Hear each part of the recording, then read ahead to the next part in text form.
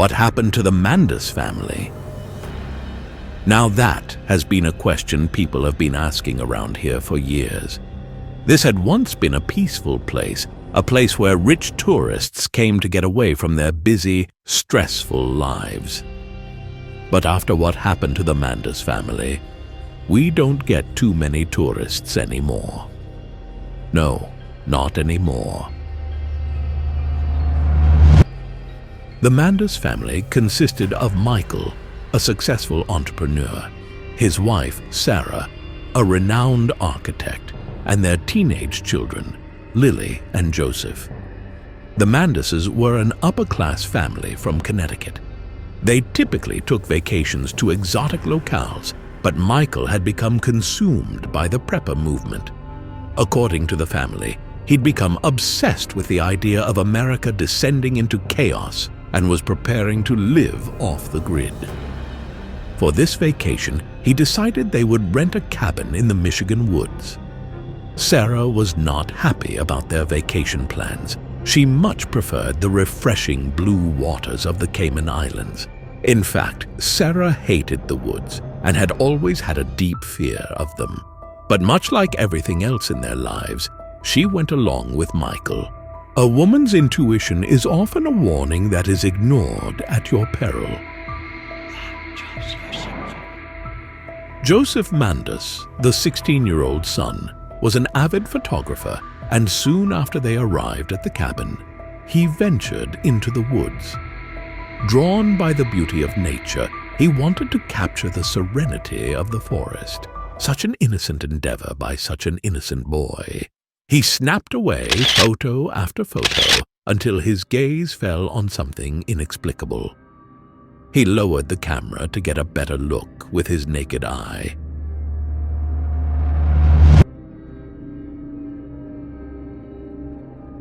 After an hour, his parents began to worry, and they went out to look for their son. Michael, Sarah, and Lily spread out around the cabin, screaming Joseph's name.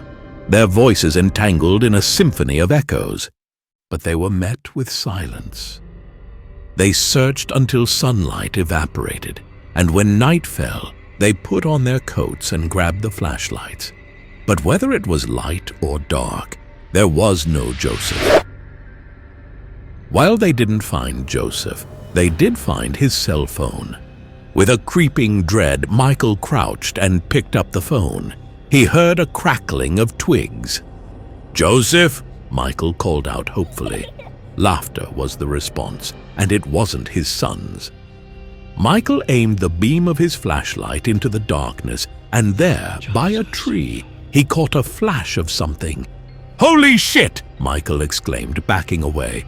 As he was backing up, the thing dashed horizontally into the darkness, out of the reach of the flashlight. Michael turned and ran. "Get back to the house! Get back!" he ordered his family. The sight of Michael's face propelled his wife and daughter to run into the cabin. The three of them inside, Michael slammed the door shut. "What is it?" Sarah asked, the look on her husband's face causing her to panic. "There's something out there!" Michael gasped, wide-eyed and trying to catch his breath. He held up Joseph's phone. "I found Joseph's phone," Michael said, instinctively knowing that the phone was the only thing they'd find of his son's. Lily took the phone from her father and unlocked it. Her hands started to shake. "What is it?" Sarah asked her daughter. Lily turned the phone towards her parents, sharing the nightmare footage on the phone. There was a creaking sound on the porch. Lily rushed to look out of the window. "Oh my God!" she exclaimed. "They're coming!" And they were. 6 small, human-like creatures, as pale as the face of the moon in the areas that weren't coated in dirt and filth. Skin so translucent you could see the blue veins beneath their flesh crisscrossing their thin bodies.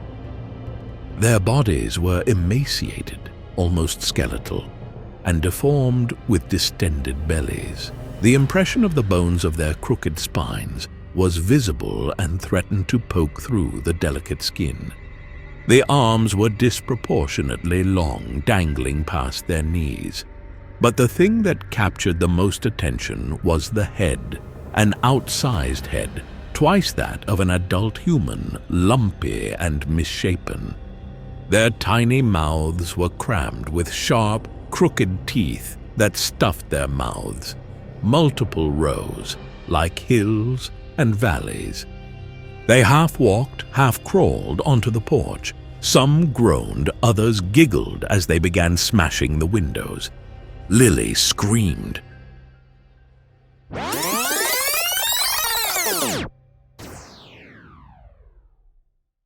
Location: the Michigan woods. Subject: the Melonheads. Codename: Gourd Souls.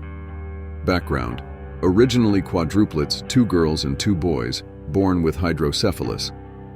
Their mother died during a horrific childbirth in which the passing of the massive heads of one of the babies caused her to hemorrhage uncontrollably.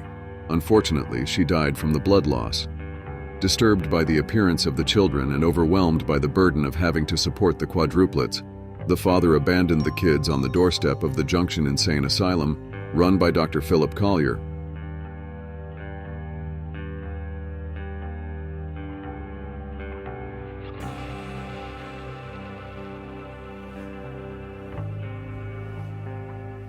Under Collier's control, the children endured unspeakable physical and emotional abuse.